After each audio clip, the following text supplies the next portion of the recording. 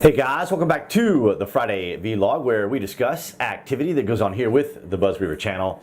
That includes things like current events, headlines that are in the news, pop culture, social media, and technology, and just items of interest that come up during the week that allow us to have a little bit of a dialogue, a little bit of a departure from what is typically covered here on the channel. If this is your first time here, I'd like to welcome you, along with returning visitors.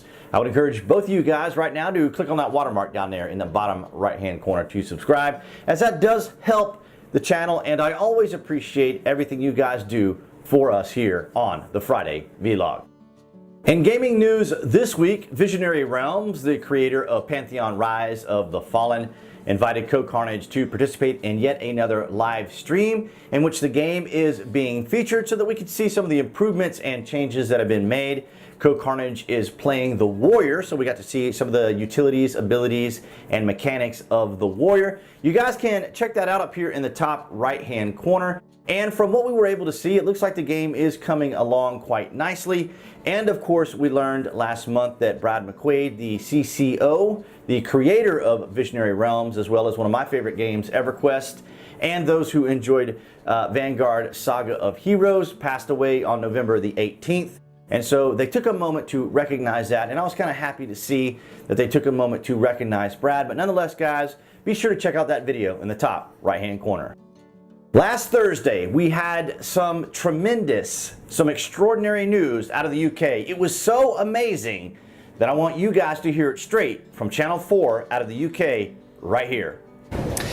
We pulled it off, didn't we? Boris Johnson declared this morning, as he said, that he would unite the country and get Brexit done by the end of January next year, celebrating the biggest Tory majority since 1987. For Labour, with Jeremy Corbyn's political project left shredded amid their worst results since the 1930s, the search will now begin not just for a new leader, but a new purpose. And a night of disappointment for the Lib Dems too. Their former leader, Joe Swinson, one of the electoral casualties. Here's how the night went by the numbers. With just one seat left to declare, the Conservatives have 364 MPs. Labour has 203, fewer than Michael Foot won in the disastrous 1983 election. The SNP will have 48 seats and the Lib Dems just 11. All that means that Boris Johnson will enjoy a majority of 78. The Tories have gained 47 seats on the 2017 result, while Labour have lost 59. The SNP picked up 13. And the Lib Dems are down 1. Boris Johnson won just over 43% of the vote, only a slight improvement on Theresa May's performance, but Labour took just 32%, with the Lib Dems on 11%. The big story, Labour's vote share is down by nearly 8 percentage points. The Lib Dem vote did rise significantly, but not enough to win seats. And the key is where Labour's vote collapsed. Back in 2017, there was a so-called red wall of traditional Labour backing seats in the Midlands and the North East. That has fallen, with the Tories winning dozens of iconic former mining constituencies, some of which have never had a Conservative MP before. It was a seismic victory, if not overwhelming punctuation by the people to say, we do want Boris Johnson and we do want Brexit to happen. And so we see that emphatically. And in 2016, I started watching the news out of the UK as it concerns Brexit, and as to be expected. And I want everyone to realize this. I want everyone to focus on this. How the media, how the left in the UK, like the left here in the United States, working with the media, have been able to prop up a narrative, prop up an ideology, and focus squarely on that, and then at the same time bad-mouthing the opponent. In other words, Boris Johnson or President Trump. And I think we're going to see something very similar here. But it was overwhelming. It was overwhelming to think that there were regions of the country that have never voted Conservative or Tory in its history and or in over 90 years. This was world-changing event. This was a world-changing event, and it got very little coverage here in the United States, and it's not surprising because here in the United States, we have something very similar going on. That is Trump's success. This week, President Trump probably had the biggest and most successful week since he's been in office. We see a soaring, robust economy. We see the stock market setting yet another record. We see the USMCA about to be approved. We saw the House approve the lower pricing of pharmaceuticals or prescription drugs, which was President Trump's idea. Yet I saw an article someone posted on Facebook trying to give the impression as though the House Democrats were the ones who voted for this and or created it. Yes, they voted for it to pass it, but it was President Trump's idea. So here we have, I've been watching for the last 3 years out of the UK, I have been watching as the media, along with the Labour Party, along with Jeremy Corbyn, all these people trying to find these ways to keep the EU connection and relationship going.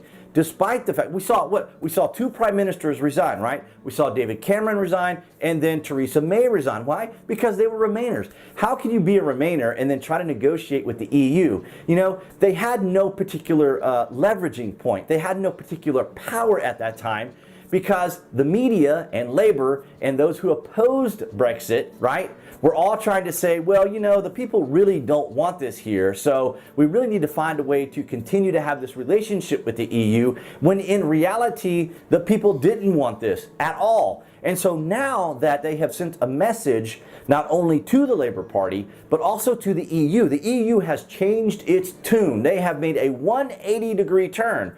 And we're going to see the same thing happen here in the United States, too. It's just that if for example, let's go back to Brexit, for example. Here, I'm going off on a tangent.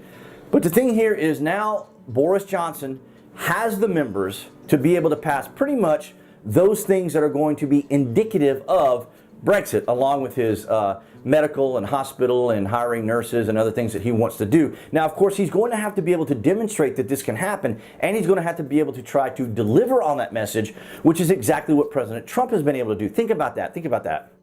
President Trump has done things that have helped the country, as well as helped the people.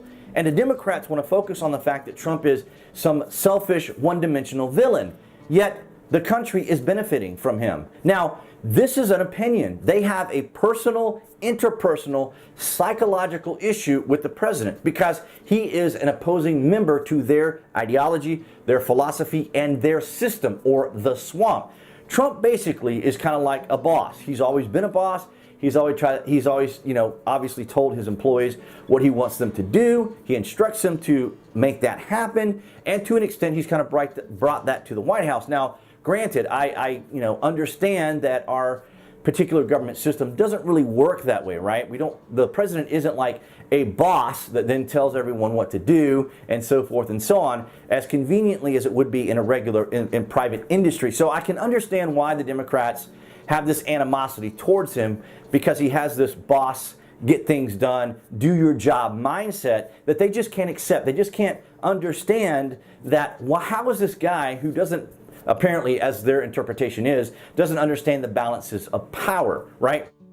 So they're irritated by his success. They're irritated that he has this I'm the boss attitude. And so they want to proceed with impeachment, which is going to harm them very much. Just like Jeremy Corbyn, who just kind of played off the media to kind of assert his narrative and to get his message out that, hey, look, we can probably work something out with the EU. We can continue to do the things that we want to do. And I think, for me personally, seeing what the EU is and what they are about, I find what they do very reprehensible as an American. Now, I can understand that if you're in very good with the EU, you can probably succeed. But the idea that a one market system, a one world government, that dystopian thing that we're always talking about, there being, one world order, it's basically what the EU has established itself to be, because you can't vote the people of the EU in, and you can't vote them out. And once they get their claws into you, your country becomes a vassal state. You are no longer really sovereign. You're a vassal.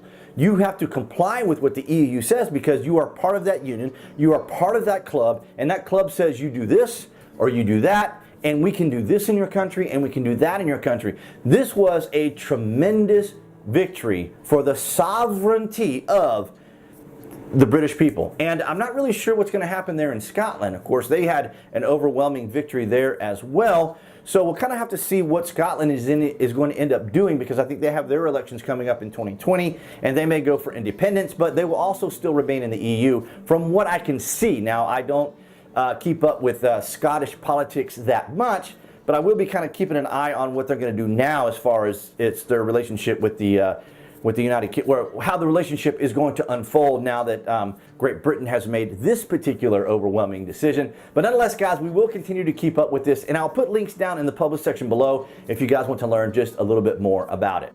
All right, guys, so that's going to wrap it up for this Friday vlog with such a large segment there. I really wanted to make that an emphasis, a point of interest for you guys concerning what happened there with Boris Johnson, because we're going to see something very similar here in the United States as well, as the Democrats continue to make this move towards impeachment, which will be their political suicide.